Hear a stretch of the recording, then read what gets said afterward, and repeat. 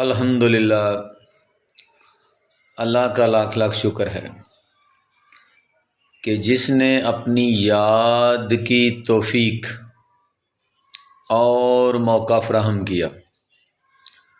لاکھوں اور کروڑوں درود حضرت محمد مصطفیٰ احمد مجتبی حبیب کبریا امام الانبیاء خاتم النبیین صلی اللہ علیہ وآلہ وسلم کی ذات پر کہ جن کے طفیل مالک الملک نے یہ مہربانی فرمائی۔ آج کا ہمارا موضوع جو ہے یہ بڑا ہی حساس ہے، بڑا ہی اہم موضوع ہے اور بہت زیادہ ڈسکس ہونے والا موضوع ہے کہ کیا ہر شخص کو جو کسی پیر کے گھر پیدا ہوا ہے پیر سمجھنا چاہیے یا کہ نہیں، اصلی پیر کی کیا نشانیاں ہیں۔ تو سب سے پہلے تو ہم اس بات کو ڈسکس کریں گے کہ اگر کوئی شخص کسی پیر کے گھر میں پیدا ہو گیا ہے تو اس کا ہرگز یہ مطلب نہیں کہ وہ بھی پیر ہے اور آپ اس کو پیر سمجھیں۔ کسی کے گھر میں پیدا ہونا اور بات ہے اور پیر ہونا اور بات ہے، یہ دونوں الگ الگ باتیں ہیں۔ اس کی مثال آپ دیکھ سکتے ہیں کہ یعقوب علیہ السلام کے کتنے بیٹے تھے، لیکن نبی ان میں سے صرف حضرت یوسف علیہ السلام تھے۔ پیر کے گھر پیدا ہونے کا مطلب یہ نہیں کہ وہ جو بھی اس پیر کے گھر میں پیدا ہو گیا وہ پیر بن گیا۔ اس کے لیے ایک پیمانہ ہے جس کے اوپر پورا اترنا ہے، ایک کسوٹی ہے جس کے اوپر پورا اترنا ہے۔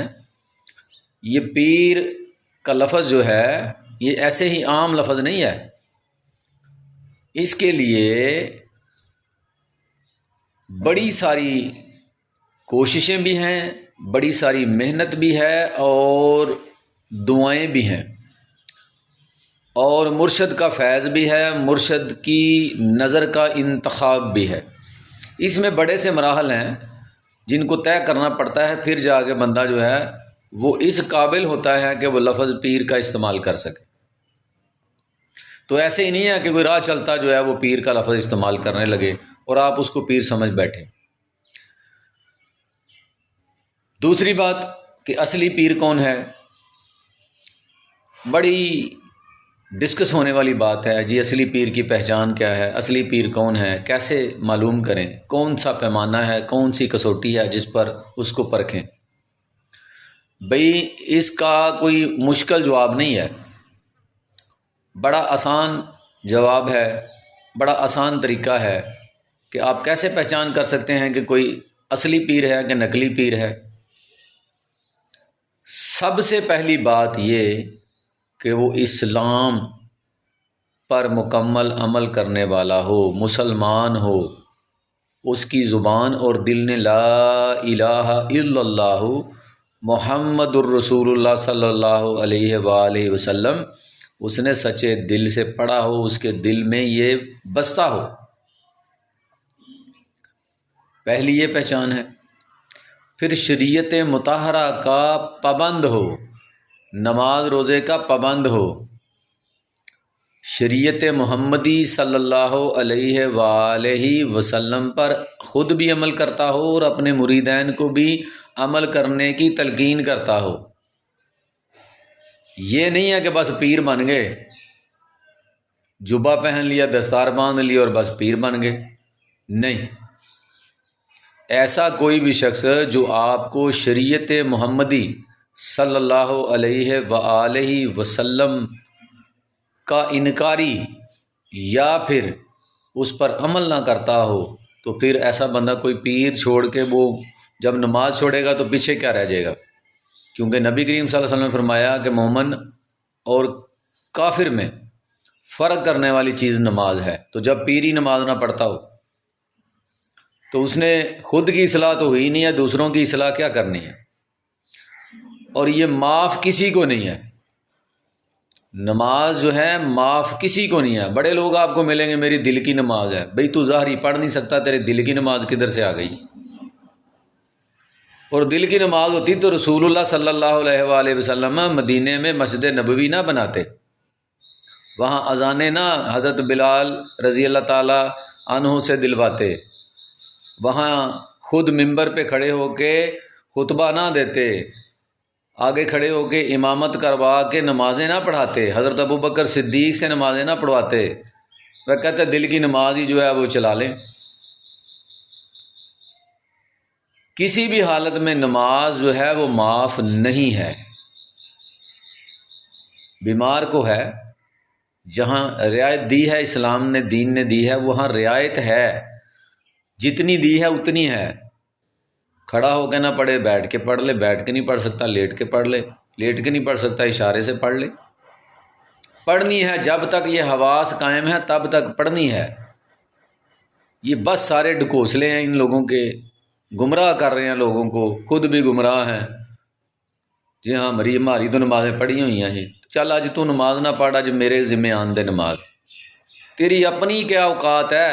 تو دوسروں کو کہہ رہا ہے کہ تیرے ذمہ آنے دے، تو اپنا تو جواب دے لے۔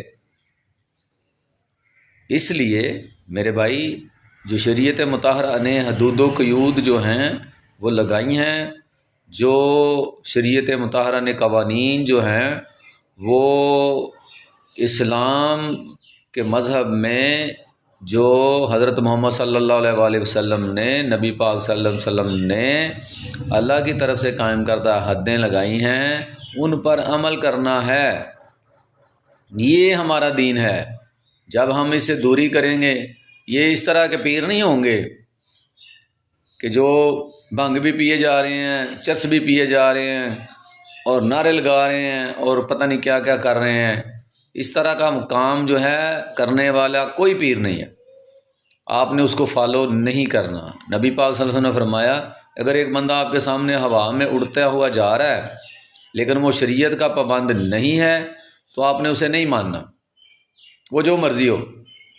پھر پیر کے گھر پیدا ہو گیا تو وہ پیر نہیں ہے جب تک وہ اس پورا جو سینیریو ہے، جو پورا یہ ایک عمل ہے، اس میں سے گزر کر مقرب لوگوں میں شامل نہیں ہو جاتا، اپنا پروسیس پورا نہیں کرتا، تب تک وہ پیر نہیں ہے۔ ایسے ہی بس آپ نے یہ نہیں کہ پیر صاحب کے بیٹے ہیں، بس جی پیر صاحب دنیا سے چلے گئے ہیں تو اب یہی پیر ہیں۔ جس طرح بندے کا باپ نہیں بدلتا، اسی طرح اس کا مرشد بھی نہیں بدلتا، ایک کا ہونا ہے، یہی کامیابی ہے۔ اس لیے میری یہ باتیں آپ نے ذہن میں رکھنی ہیں، شریعت مطہرہ کا پابند ہو، رسول اللہ صلی اللہ علیہ وسلم پر پکا ایمان ہو، نبی پاک صلی اللہ علیہ وسلم کا خادم ہو، نبی پاک صلی اللہ علیہ وسلم کو آخری نبی مانتا ہو۔ یہ شرطیں ہیں۔ کئی لوگ ایسے آپ کو ملیں گے جو نبی پاک صلی اللہ علیہ وسلم کو آخری نبی نہیں مانتے، تو ایسے لوگ مرتد ہیں، کافر ہیں۔ اس لیے کسی بھی ایسے شخص کے پیچھے بھی نہیں لگ جانا۔ کسی قسم کا کوئی اب نبی نہیں آئے گا، یاد رکھیں، نہ کوئی ذلی آئے گا، نہ کوئی بروزی آئے گا، نہ کوئی اور آئے گا۔ نبی پاک صلی اللہ علیہ وسلم آخری نبی ہیں۔ ما کان محمد ابا احد من رجالکم ولکن رسول اللہ و خاتم النبیین۔ نبی پاک صلی اللہ علیہ وسلم خاتم النبیین ہیں۔ جس کو بھی پیر آپ نے ماننا ہے، جس کے پیچھے لگے ہیں، دیکھیں گے اس کا عقیدہ یہ ہے کہ وہ نبی پاک صلی اللہ علیہ وسلم کو آخری نبی مانتا ہے تو ٹھیک ہے۔ باقی تو ظاہری ساری چیزیں نظر آئیں گی آپ کو کہ وہ نماز پڑھتا ہے نہیں پڑھتا، روزہ رکھتا ہے نہیں رکھتا، حج کرتا ہے نہیں کرتا، زکوٰۃ دیتا ہے نہیں دیتا، حقوق اللہ کتنے ادا کرتا ہے، حقوق العباد جو ہیں وہ کتنے ادا کرتا ہے۔ یہ ساری چیزیں جو ہیں یہ تو ساتھ ساتھ چلیں گی، لیکن اس کے عقائد بھی دیکھیں کہ اس کے عقائد کیا ہیں۔ تو اس لیے یہ ساری باتیں آپ نے دیکھنی ہیں، پھر جا کے آپ نے پیر پکڑنا ہے اور کسی کو پیر سمجھنا ہے۔ یہ پیر کا لفظ ایسے نہیں ہے کہ جو مرضی راہ گیرا جو ہے اٹھے اور پیر کا لفظ استعمال کر لے، اور ایک بیٹھک بنائی، گدی بنائی، جبہ دستار پہن لیا تو پیر بن گیا۔ ایسا کوئی معاملہ نہیں ہے۔ یا اس کے پاس اچھی گاڑی آ گئی ہے، بنگلہ آ گیا ہے، ڈیرا بن گیا ہے تو وہ پیر بن گیا۔ باقی سارے بڑے معاملات ہیں، یہ ساری چیزیں آپ نے دیکھنی ہیں۔ انشاءاللہ امید ہے کہ آپ کو بات کی سمجھ آ گئی ہوگی۔ اللہ تبارک و تعالیٰ آپ کو اس پر عمل کرنے کی توفیق عطا فرمائے۔ وما علینا الا البلاغ المبین۔ السلام علیکم۔